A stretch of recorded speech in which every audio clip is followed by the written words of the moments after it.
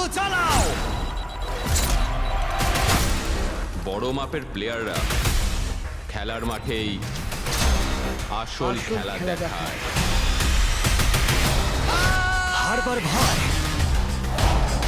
প্যাচ খোঁজ আর বিশ্বাসঘাতকতা। গেমটা তোমরা সৎভাবে খেললে আমরাও খেলবো। আমি এ ব্যাপারে ভেবে দেখব।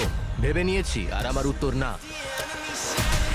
দুজন বন্ধু হয়ে উঠেছে একে অপরের শত্রু। কি হলো এরিক? এসো। ওদের জ্যান্ত কবর দাও।